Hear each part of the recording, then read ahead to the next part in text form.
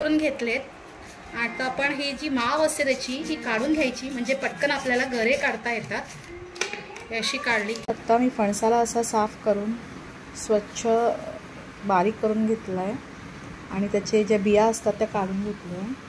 तर आता आपण ह्या गऱ्यांची भाजी पण करणार आहोत आणि तळणार पण आहोत।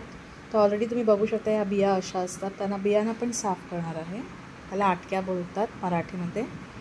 तर हे जे मोठे मोठे हे आहेत गरे, त्यांचे मी ते गरे करणार आहे तळून, आणि जे छोटे छोटे असे तुकडे आहेत त्यांची भाजी करणार आहे। तर आपण बघूया कसं करायची ती पद्धत। आता हे जे गरे आहेत मी पाण्यात स्वच्छ धुवून काढलेत। तर ह्यांना मी एक शिट्टी लावणार आहे कुकरला आणि काढणार आहे, आणि त्याच्यानंतर आपण फोडणीची तयारी करू। कसं आहे, गऱ्याचं जर थर जे हे आहे आपले गरे पातळ असेल तर तुम्ही असेच डायरेक्ट टाकू शकता, पण जर जाडसर असेल त्याची स्किन तर तुम्हाला कुकरमध्ये लावावं लागेल। हे ऑप्शनल आहे, तुम्हाला पाहिजे तुम्ही लावू शकता, कारण कुकरमध्ये लावण्याने कसं बचतपट होते आणि आपली पटकन भाजी पण तयार होते। आता आपण फणसाच्या भाजीची तयारी करूया, गऱ्यांची आय मीन। तर इथे मी 2 मोठे कांदे चॉप करून घेतले, 3-4 मिरच्या बारीक चिरून घेतल्यात आणि भरपूर सारं ओलं खोबरं। तर ऑलरेडी मी कढईत तेल गरम करायला ठेवलं होतं, केलं ज्या कढईत मी गरे भाजले होते। तर इथं आपण आता इथं मी अगोदर मोहरी घेते। मोहरी एक छोटे 2 चमचे घेतले, जिरं घेतलंय, कढीपत्ता घेतलाय। तो तडतडला की आपण हिंग घालायचं।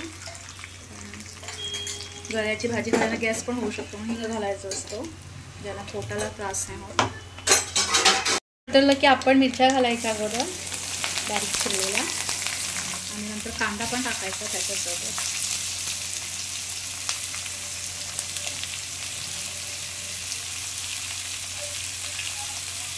त्याला चांगलं फ्राय होऊ द्यायचं।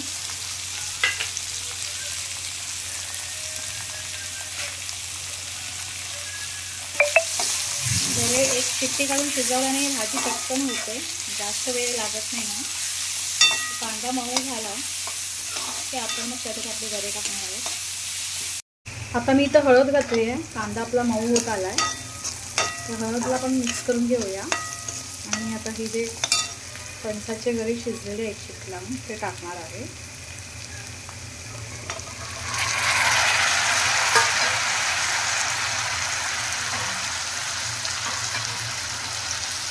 बघू शकता गरे शिजलेत। तर आता त्यांना जवळपास एक 5-6 मिनिटांसाठी आपण कढईत शिजायला ठेवूया। जरासे नरम झाले की त्याच्यात आपण ओलं खोबरं टाकणार आहोत।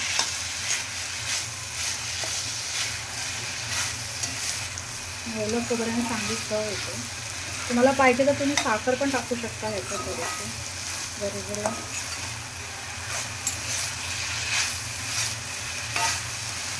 गरे गोड असते तर साखरेची काही गरज नाही। बघू शकता तुम्ही ही गोव्यातली ऑथेंटिक गऱ्यांची भाजी आहे।